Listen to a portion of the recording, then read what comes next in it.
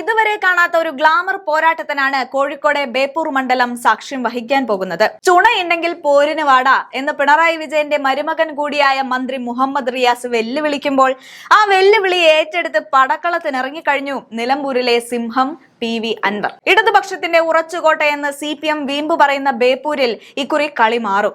മരുമോൻ ഭരണത്തിനെതിരെയും പിണറായിയുടെ ഏകാധിപത്യത്തിനെതിരെയും ആഞ്ഞടിക്കുന്ന അൻവർ UDFന്റെ കരുത്തിൽ ബേപ്പൂരിലെ മണ്ണിലിറങ്ങുമ്പോൾ കേരളം ശ്വാസമടക്കി പിടിച്ചു നോക്കുകയാണ്. അതെ, ബേപ്പൂർ ഇപ്പോൾ വെറുമൊരു മണ്ഡലമല്ല, അതൊരു രാഷ്ട്രീയ യുദ്ധഭൂമിയാണ്. എന്തുകൊണ്ടാണ് അൻവർ ബേപ്പൂർ തെരഞ്ഞെടുത്തത്?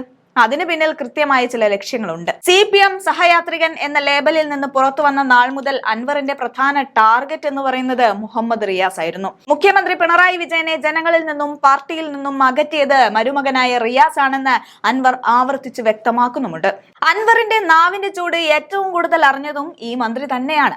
അതുകൊണ്ട് തന്നെ ഇതൊരു രാഷ്ട്രീയ പോരാട്ടം എന്നതിലുപരി വ്യക്തിപരമായ ഒരു പ്രതികാര പോരാട്ടം കൂടിയായി മാറിക്കഴിഞ്ഞു. മരുമോൻ ഭരണത്തിന് ബേപ്പൂരിലെ ജനങ്ങൾ അറുതി വരുത്തുമോ എന്നതാണ് കേരളം ഉറ്റുനോക്കുന്നത്. പുറമേക്ക് ആത്മവിശ്വാസം പ്രകടിപ്പിക്കുന്നുണ്ടെങ്കിലും മന്ത്രി മുഹമ്മദ് റിയാസിന്റെ വാക്കുകളിൽ പഴയ ആ ആവേശമില്ല എന്നതാണ് യാഥാർത്ഥ്യം. അൻവർ ബേപ്പൂരിലേക്ക് വരുന്നു എന്ന വാർത്ത പരന്നതോടെ റിയാസ് സുരക്ഷിതമായ മറ്റൊരു മണ്ഡലം തേടുന്നു എന്ന റിപ്പോർട്ടുകൾ വന്നത് ഇതിന്റെ സൂചനയാണ്.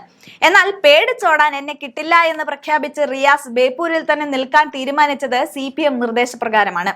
പക്ഷെ കഴിഞ്ഞ തവണത്തെ ആ 28,000 വോട്ടിന്റെ ഭൂരിപക്ഷം ഇക്കുറി സ്വപ്നങ്ങളിൽ മാത്രമായി ഒതുങ്ങുമോ? തദ്ദേശ തെരഞ്ഞെടുപ്പിലെ കണക്കുകൾ പരിശോധിച്ചാൽ ഇടതുപക്ഷത്തിന് വലിയ തോതിലുള്ള വോട്ട് ചോർച്ച ബേപ്പൂരിൽ ഉണ്ടായിട്ടുണ്ട്. ഈ വിള്ളലിലൂടെ റിയാസിനെ വീഴ്ത്താമെന്നാണ് അൻവർ കണക്ക് കൂടുന്നത്. PV അൻവർ ഇപ്പോൾ വെറുമൊരു സ്വതന്ത്രനല്ല, UDF അസോസിയേറ്റ് അംഗമാണ്. മുസ്ലിം ലീഗും കോൺഗ്രസും ഒറ്റക്കെട്ടായി അൻവറിന് പിന്നിൽ അണിനിരന്നു കഴിഞ്ഞു. ബേപ്പൂരിലെ ഓരോ മുക്കിലും മൂലയിലും അൻവർ ഇതിനകം എത്തിക്കഴിഞ്ഞു. UDF നേതാക്കൾക്കും സമുദായ നേതാക്കൾക്കുമൊപ്പം അദ്ദേഹം നടത്തുന്ന കൂടിക്കാഴ്ചകൾ ഭരണപക്ഷത്തെ വിറളി പിടിപ്പിക്കുകയാണ്. തദ്ദേശ തെരഞ്ഞെടുപ്പിൽ UDF ഉണ്ടാക്കിയ നേട്ടം നിയമസഭാ തെരഞ്ഞെടുപ്പിൽ വിജയമായി മാറ്റാനാണ് അൻവർ ശ്രമിക്കുന്നത്.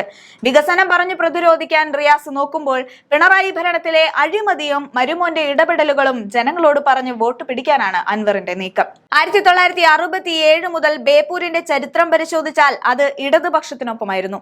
ചാത്തുണ്ണി മാസ്റ്ററും TK ഹംസയും എളമരം കരീമും ഒക്കെ ജയിച്ചു വന്ന മണ്ണാണ്. പക്ഷേ അന്നുണ്ടായിരുന്ന CPM അല്ല ഇന്നത്തേത്.